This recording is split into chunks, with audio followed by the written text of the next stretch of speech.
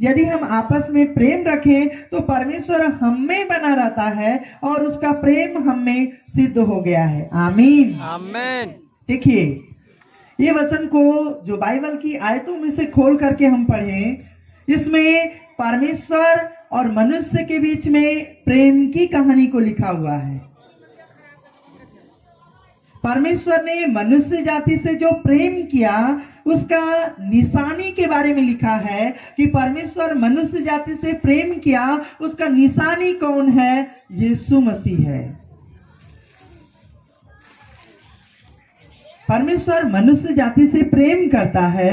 मनुष्य जाति को बचाने के लिए उसने अपना एकलौता पुत्र को दिया, और जो कोई उसके ऊपर विश्वास करता है प्रभु उसे बचाता है, उसके हर एक पापों से, उसके हर एक श्रापों से, उसके हर एक प्रकार की बुरी बातों से छुड़ा करके उसको धर्मी ठहराता है। ये परमेश्वर का प्रेम के विषय में बाइबल में लिखा है। लेकिन इसके पीछे बहुत बड़ा कहानी है। तब तो परमेश्वर मनुष्य जाति को दिखाने के लिए कि देखो मैं तुमसे कैसा प्रेम करता हूं, एक चिन्ह को देना पड़ा, और वो चिन्ह है यीशु मसीह। मेरे प्रियो, हम उत्पत्ति की किताब से बाइबल में कैसे परमेश्वर ने सृष्टि किया थोड़ा समय में व्याख्या करना चाहता हूं। देखिए, बाइबल का वचन में लिखा कि आदि में परमेश्वर ने स्वर्ग और पृथ्वी को बनाया, आकाश और पृथ्वी को बनाया। यानी स्वर्ग को भी बनाने वाला वो परमेश्वर है, इस पृथ्वी को भी बनाने वाला वो परमेश्वर है। और बाइबल कहता है कि 6 दिनों में परमेश्वर ने इस संसार को बनाया। किसके लिए बनाया? मनुष्य के लिए बनाया। हम कैसे जाने मनुष्य के लिए बनाया? क्योंकि 6 दिन में जो परमेश्वर ने सजाया सृष्टि, वो सारा बना करके परमेश्वर ने उसका अधिकार मनुष्य के हाथों में सौंप दिया। आमीन आमेन। बाइबल की आयतों में लिखा है कि परमेश्वर ने सब कुछ बनाया। परमेश्वर ने सूर्य को बनाया, चंद्रमा को बनाया, तारेगण को बनाया, आकाश में उड़ने वाले पक्षियों को बनाया, समुद्र में रहने वाले जलीय जंतुओं को बनाया, जंगल में रहने वाले जंगली जानवर को, हमारे बीच में रहने वाले पालतू पशुओं को, सब कुछ बनाया। तरह तरह के पेड़ पौधे, फल फूल सब परमेश्वर ने बनाया। और सारी चीजों को सृष्टि करके परमेश्वर ने अंत में किसको बनाता है? परमेश्वर ने मिट्टी को साना, मिट्टी को सान करके परमेश्वर ने आदम को बनाया। आदम का मतलब है इस संसार का पहला प्राणी, इस संसार का पहला जीव, जिसको परमेश्वर ने अपने स्वरूप और अपने समानता में बनाया, वो आदमी जिसका नाम आदम था। और जब परमेश्वर ने आदम को बनाया, सारा सृष्टि का अधिकार परमेश्वर ने किन के हाथों में दिया? आदम के हाथों में दिया। परमेश्वर ने कहा, ए आदम, ये सारी चीजों के ऊपर मैं तुझे अधिकारी ठहराता हूं। ये सारा चीजें मैंने तेरे लिए ही तो बनाया है। इसमें फूलो, इसमें फलो, और इसके द्वारा सारा पृथ्वी में भरो। अब आप लोग पूछिएगा, क्या पास्टर जी केवल आदम ही बना क्या? नहीं नहीं, एक समय हुआ जब परमेश्वर ने सारा सृष्टि को बनाया। सारा सृष्टि को बनाने के उपरांत में परमेश्वर आदम को बोला, अरे बेटा आदम यहाँ आओ, चलो अब मैंने सारा चीजों को बना करके तुमको बनाया है, अब तुम किस किस का क्या क्या नाम रखता है रखो। आदम नाम रखने लगा। जिन नामों से आज हम पुकारते हैं, आदम नाम रखने लगा। हर एक पशु पक्षी है ना। लेकिन नाम को रखते समय में आदम को ये एहसास होने दिया, वो क्या है? अकेला है। क्योंकि आदम जब हर एक जीवों का नाम को रख रहा था, सब कैसे है? जोड़ा जोड़ा में है ना।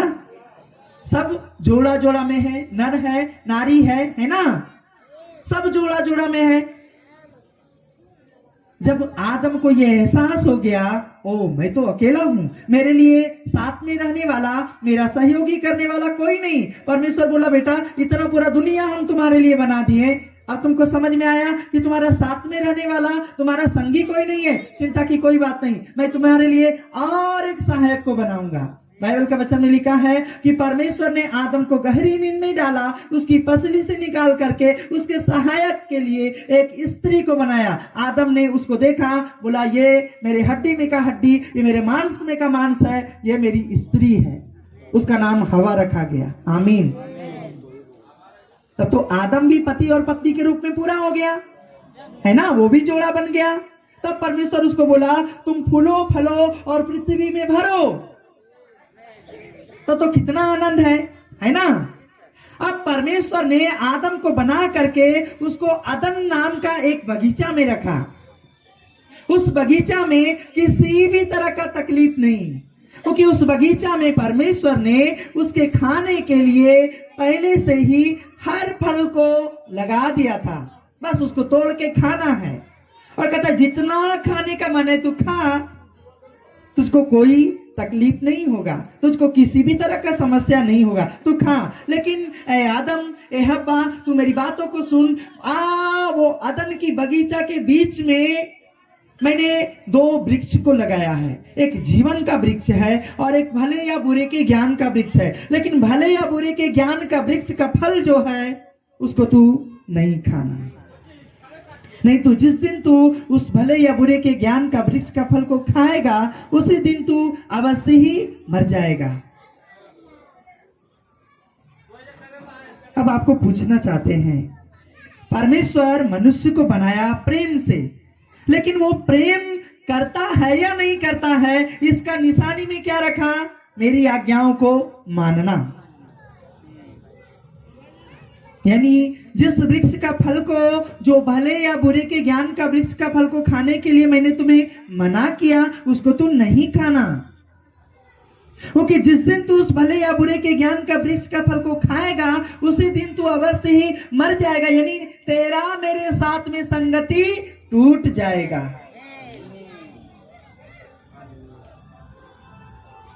लेकिन बाइबल की आयतों में पढ़ करके कभी ऐसा नहीं लगता कि परमेश्वर ने मनुष्य को बनाया मरने के लिए। नहीं, परमेश्वर ने मनुष्य को अनंत जीवन तक राज्य करने के लिए बनाया था, अनंत काल के लिए बनाया था।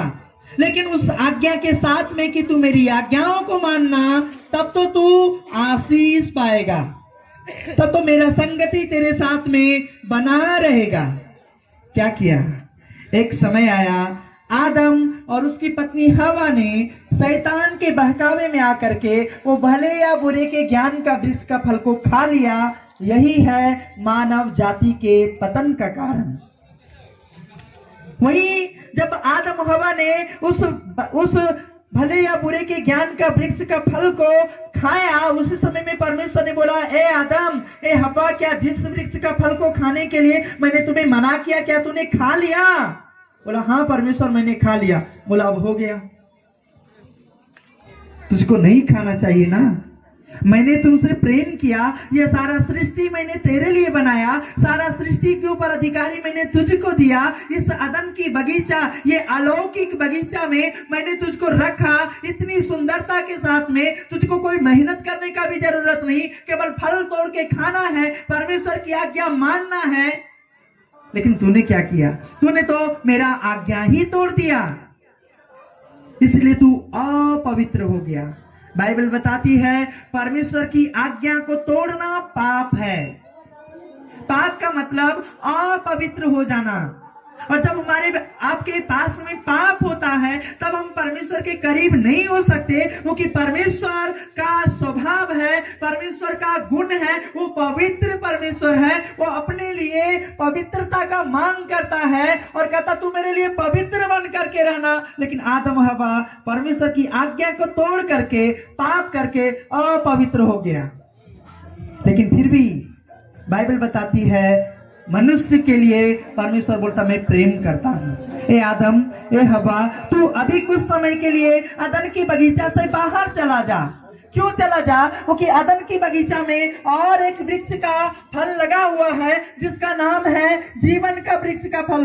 यदि तू वो बहकावा में आकर के यदि ये जीवन का वृक्ष का फल को खा लेगा तो तू तो भले बुरे के ज्ञान का वृक्ष का फल को खा करके अभी पापी हो गया, और जब तू जीवन का वृक्ष का फल को खा लेगा तो तू पाप में ही सदा काल के लिए रह जाएगा, अनंत काल के लिए पाप में ही रह जाएगा। इसलिए मैं तुझसे कहता हूं अभी तू अदन की बगीचा से बाहर चला जा, मैं तेरे लिए रास्ता तैयार करूंगा, मैं तुझसे प्रेम करता हूँ। सारा सृष्टि मैंने ए आदम ए हब्बा मैंने तेरे लिए बनाया था, मैंने तुझको इस पर अधिकारी बनाया था, इनके ऊपर अधिकार करने के लिए मैंने तुझको राजा के जैसा बनाया था, लेकिन तूने मेरी आज्ञाओं को तोड़ा है। लेकिन फिर भी मैं तुझसे प्रेम करता हूँ, मैं तुझे सदा काल के लिए पाप में रहने नहीं देता, क्योंकि जिस रीति से तूने मेरी आज्ञा को ना मान करके भले या बुरे के ज्ञान का वृक्ष का फल को खाया, उसी रीति से यदि तू जीवन का वृक्ष का फल खा जाए तो तू सदा पाप में ही रहेगा। इसलिए मैं तुमको सदा पाप में रखना नहीं चाहता हूँ, मैं चाहता हूँ कि फिर से तुझे शुद्ध और पवित्र करके अपने राज्य में ले लूं। हालेलुया। इसलिए ए आदम ए हव्वा अभी तू क्या, अभी यहां से तू बाहर निकल जा। बाइबल में क्या लिखा है? आदम और हवा के पास में आत्मिकता का वस्त्र था, धार्मिकता का वस्त्र था, लेकिन जैसे ही वो भले या बुरे के ज्ञान का वृक्ष का फल खाया, वो आपस में एक दूसरे को देखता है, मैं नंगा हूं, क्योंकि धार्मिकता का वस्त्र उतर चुका था, पवित्रता का वस्त्र उतर चुका था। आदम और हव्वा ने अपने स्वयं के प्रयास से क्या किया? अंजीर का पत्ता जोड़ जोड़ करके लंगोट बनाया, लंगोट बना करके पहना। आपको पूछना चाहते हैं, अंजीर का पत्ता बना करके लंगोट बना के पहनेगा कितना दिन तक चलेगा? सूर्य का किरण लगेगा, वो क्या होगा? सूखेगा ना, वो क्या होगा? मुड़ेगा ना, और तेज हवा चलेगा तो क्या होगा? फट जाएगा, तब तो उसका लज्जापन बाहर आ जाएगा। परमेश्वर बोला, ए आदम ए हव्वा तू जान ले, ये जो तू काम किया ये भी एक दृष्टांत है कि तू खुद से प्रयास से कभी भी अपने पापों से क्षमा नहीं पा सकता। तुझको पापों से क्षमा के लिए मेरे द्वारा तैयार किया गया योजना में शामिल होना पड़ेगा। ए आदम ए हव्वा तू इधर आ, मैं तुमको बताता हूँ। उसी समय में परमेश्वर ने उस अदन की बगीचा में एक मेमना को बलिदान किया। उस बलिदान करने के बाद में उसका चमड़ा को निकाल करके उससे वस्त्र बना करके आदम और हवा को पहनाया। अब आपको बताना चाहते हैं, जिस समय में परमेश्वर आदम और हवा को वो चमड़ा का वस्त्र पहना रहा होगा, परमेश्वर आदम और हवा को क्या कह रहा होगा पता है क्या? परमेश्वर आदम और हव्वा को बड़े ही प्रेम से कह रहा होगा, ए आदम ए हव्वा देखो मैंने तुमसे बहुत प्रेम करता हूँ, मैं तो चाहता था कि तू कभी मेरा आज्ञा को नहीं तोड़े। अरे मैंने तो सारा जहान तेरे लिए बनाया, लेकिन तू कैसे मेरी आज्ञा को नहीं माना? देख मैं तेरे लिए एक उपाय किया, देख मैंने जो ये चमड़ा का वस्त्र बनाया ना, इसके लिए मुझे एक मेमना को बलिदान करना पड़ा। इसे तू समझ ले, आने वाले समय में मेरा बेटा यीशु को मैं भेजूंगा, वे सारे जगत के पापों के लिए कलवरी क्रूस के ऊपर बलिदान होगा। जब उसका लहू बहेगा तभी तेरा सारा पाप ढांपा जाएगा, तभी तू शुद्ध होगा, तभी तू पवित्र होगा, फिर मैं तुमको अपने राज्य में वापस ले लूंगा। आमीन, हालेलुया, हालेलुया, हालेलुया, हालेलुया। तो आदम और हवा जैसे जैसे वस्त्र पहन रहा होगा, वैसे वैसे परमेश्वर आदम और हवा को समझा रहा होगा। जैसे कोई बच्चा है ना, किसी बच्चा को कहीं आप भेजना चाहते हैं, लेकिन आपसे बड़ा लगाव है, वो जाना नहीं चाहता है, आप क्या करते हैं? उसको अच्छा से समझाते हैं, बाबू अभी तुमको पढ़ाई के लिए जाना ही पड़ेगा, अभी तुमको वहां जाना ही पड़ेगा, यदि तू नहीं जाएगा तो कैसे अच्छी बुद्धि पाएगा। लेकिन फिर भी माता पिता के लगाव से वो जाना नहीं चाहता है, लेकिन माता पिता उसके भले के लिए भेजना चाहता है। जब तक जाएगा नहीं तब तक अच्छी बुद्धि प्राप्त करेगा कैसे? और जब तक अच्छा बुद्धि प्राप्त करेगा नहीं तब तक संसार के साथ कदम से कदम मिला के चलेगा कैसे? है ना। माता पिता को भी अपना हृदय को कठोर करना पड़ता है और बच्चा को भी ये सिखाना पड़ता है, अभी तो तुमको जाना ही पड़ेगा। लेकिन जब तू उधर से वापस आएगा तब तुमको समझ में आएगा कि मेरा माँ बाप हमसे प्रेम किया है, इसीलिए हमको बाहर भेजा। Hallelujah, hallelujah. क्योंकि यदि मेरा माँ बाप हमको बाहर नहीं भेजता, हम अच्छी पढ़ाई नहीं करते, तो हम अच्छा जॉब लेकर के घर नहीं आते। समझ में आ रहा है? समझ में आ रहा है? वैसा ही आदम और हव्वा को समझाया, ए आदम हव्वा, यदि तू इस बगीचा में अभी रहेगा तो सब गड़बड़ हो जाएगा। इधर तो तू गड़बड़ किया ही, लेकिन अब की बार जीवन का वृक्ष का फल को यदि तू खा लिया और गड़बड़ हो जाएगा। इसलिए मेरा बात मान, अभी तू बाहर जा, अभी तू बाहर जा। मेरा बेटा यीशु को आने दे, मैं अपना बेटा यीशु को भेजूंगा जो सारे मानव जाति के पापों के लिए, मैंने जो तुमसे फूलने फलने का आशीर्वाद दिया है ना, केवल तेरे ही नहीं, तेरे द्वारा उत्पन्न सारे संतान के पापों के लिए वो बलिदान होगा, उसका लहू बहेगा। तब तो जो कोई उस पर विश्वास करेगा वो नाश नहीं होगा, वो अनंत जीवन पाएगा, और जो कोई उस पर विश्वास कर लेगा वो जीवन का वृक्ष में से खाएगा। Hallelujah, hallelujah. जो कोई यीशु मसीह के ऊपर विश्वास करता है, प्रभु का वचन में लिखा है, प्रभु यीशु मसीह उसके हर एक पापों को क्षमा करता है, उसके हर एक अधार्मिकता को उसको खत्म करके उसको धर्मी बनाता है। परमेश्वर का योजना में ये था।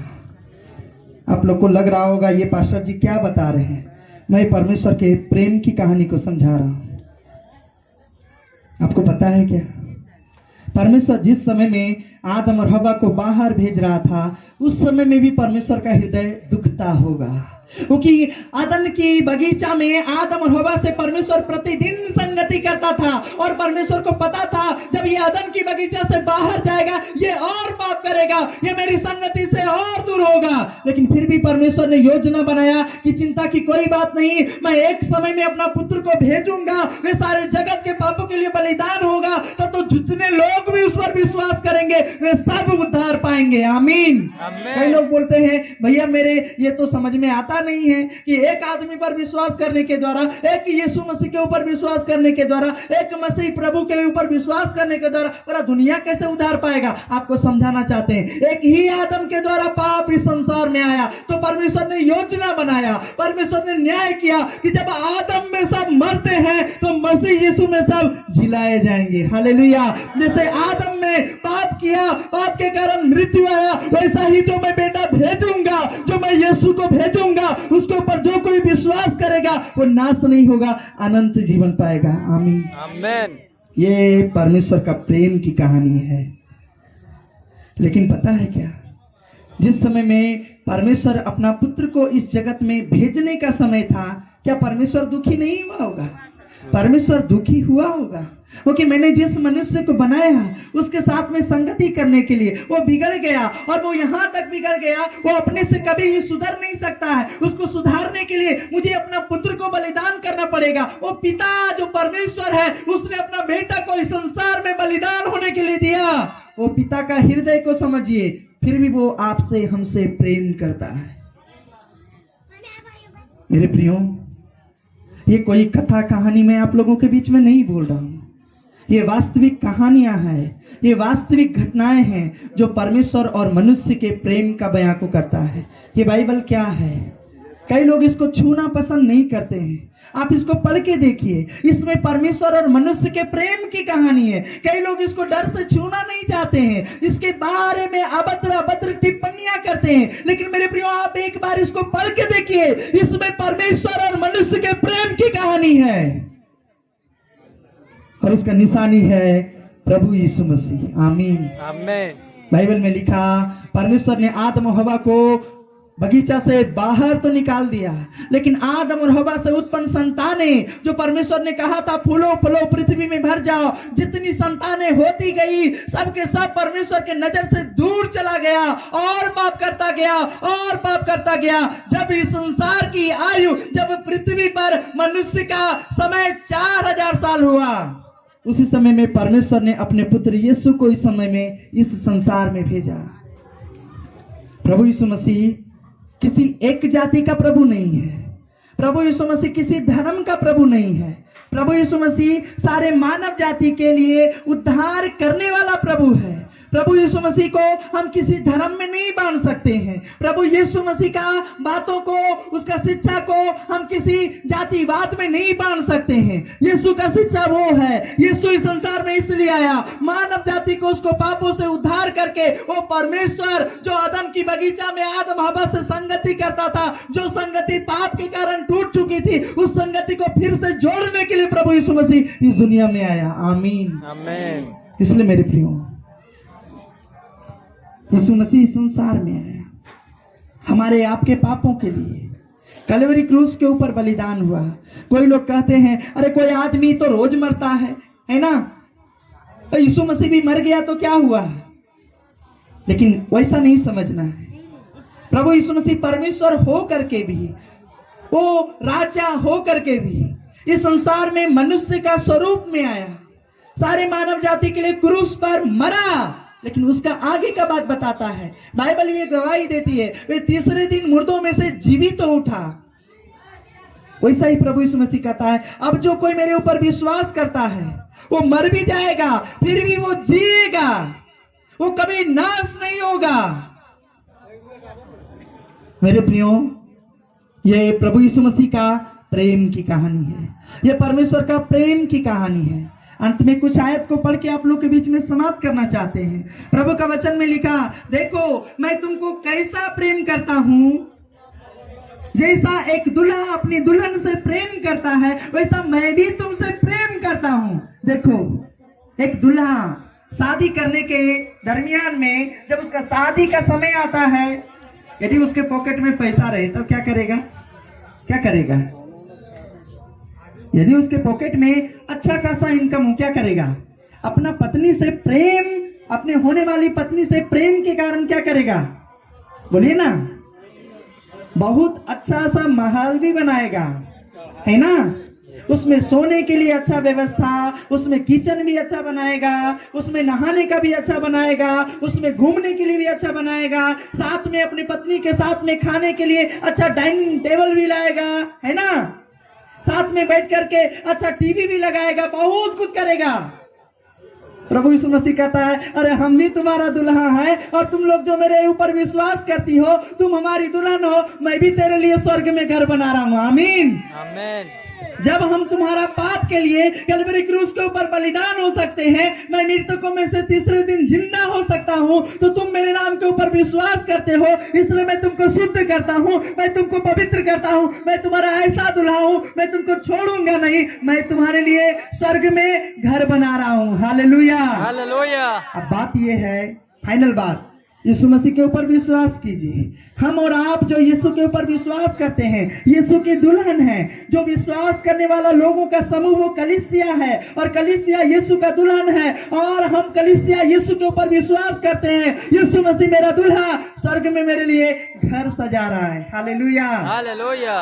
एक दिन जाएंगे, यीशु मसीह मेरा दुल्हा है, वो हमको स्वागत करेगा। Hallelujah, hallelujah. अभी तो वहां पर शादी के लिए जाएंगे ना, तो विकास पास्टर जी क्या करेंगे, अपना पत्नी को हाथ पकड़ करके स्वागत करेंगे। यीशु मसीह भी बोलेगा तो हम थोड़े कम हैं, हम भी कम नहीं है। यीशु मसीह भी जीवन का मुकुट लेकर के खड़ा रहेगा स्वर्ग में, आ जाओ मेरे नाम के ऊपर विश्वास करने वाला लोगों, और आपको जीवन का मुकुट पहना करके स्वर्ग में आपको आमंत्रण करेगा, बोलेगा आओ मेरा बेटा बेटी, देखो तुमने मेरे नाम के ऊपर विश्वास किया ना, देखो मैं स्वर्ग में तुम्हारे लिए कैसा जगह बना करके रखा हूँ, फुल्ली एसी। हालेलुया, उधर में लाइन कटता है, उधर में लाइन कटने का कोई झमेला नहीं, एकदम फुल्ली एसी, खूब मजा आएगा।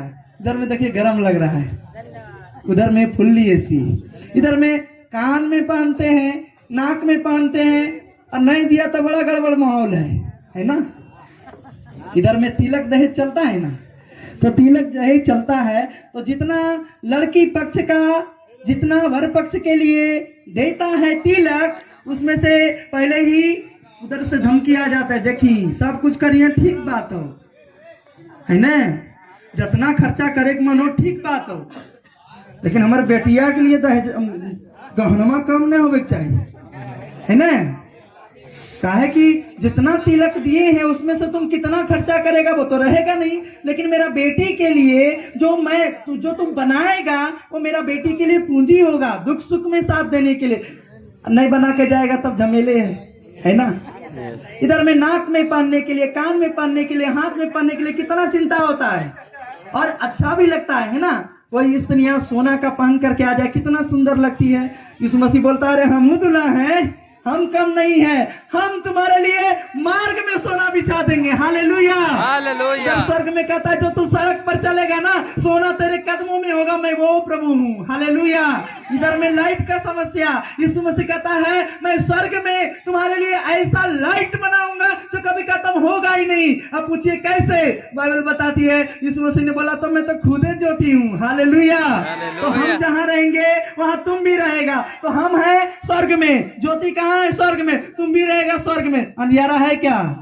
नहीं। Hallelujah hallelujah. हालेलुया। हालेलुया। अच्छा, अब चलते हैं खाद्य सामग्री के विषय में। इधर में कुछ खाते हैं समस्या, इधर खाते हैं समस्या। इधर में कुछ चीज खाने का मन भी करता है, नहीं खा पाते हैं। यीशु मसीह कहता मैं भी तुम्हारा दुल्हा हूँ, मैं कैसा घर बनाया हूँ और मैं कैसा बगान लगाया हूँ। सुनो, परमेश्वर के सिंहासन से एक जीवन जल की नदियां निकलती है। वो जीवन जल की नदियां के दोनों तरफ में जीवन का वृक्ष लगा हुआ है।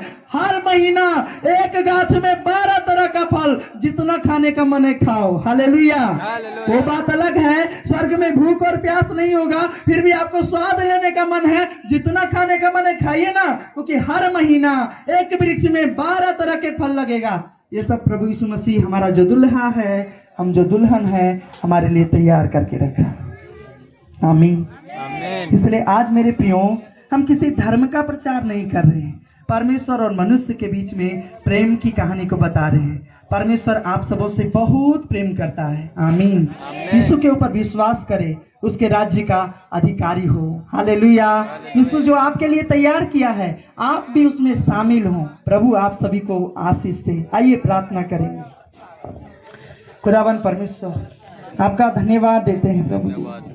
हे मेरे परमेश्वर, हम अपने आप को धन्य समझते हैं प्रभु कि जब हम पाप की ही दशा में थे, उसी समय में परमेश्वर तूने हमसे प्रेम किया और यहाँ तक प्रेम किया कि प्रभु परमेश्वर तूने अपने इकलौते पुत्र को इस जहान में भेजा। वे हम सबके पापों के लिए कलवरी क्रूस के ऊपर बलिदान हुआ, वो मारा गया, गाड़ा गया, लेकिन तीसरे दिन मृतकों में से जी उठा। वे 40 दिन तक अपने लोगों को दिखाई देता रहा और जब वे स्वर्ग की ओर जाने लगे तो उन्होंने ये कह करके गया, तुम मेरे नाम के ऊपर विश्वास करो, मैं स्वर्ग में तुम्हारे लिए घर बनाने के लिए जा रहा हूँ और जब घर बनाना हो जाएगा मैं फिर आऊंगा तुमको यहाँ अपने यहाँ ले जाने के लिए कि जहां मैं रहूं वहां तू भी रहे। हाँ प्रभु, तुमसे प्रेम करता है। संपूर्ण बाइबल में परमेश्वर तेरा प्रेम का कहानी है। हे प्रभु, मनुष्य से नहीं समझ पाते हैं, इसी कारण से इसको नहीं पढ़ पाते हैं, लेकिन प्रभु आज हम तेरे लोगों के बीच में ये बताना चाहते हैं, ये बाइबल परमेश्वर तेरा मनुष्य के साथ में प्रेम की कहानी है। हे प्रभु, हम प्रार्थना करते हैं जितने भी लोगों ने इस प्रेम कथा को सुना है प्रभु जी, हम प्रार्थना करते हैं प्रभु आप सभी के जीवन में आशीष कीजिए प्रभु, हर एक के हृदय को बदल दीजिए प्रभु जी। धन्यवाद देते हैं, फिर से प्रभु तेरे पवित्र चरणों में आते हैं, यीशु के नाम से मांगते हैं। आमीन। आमीन।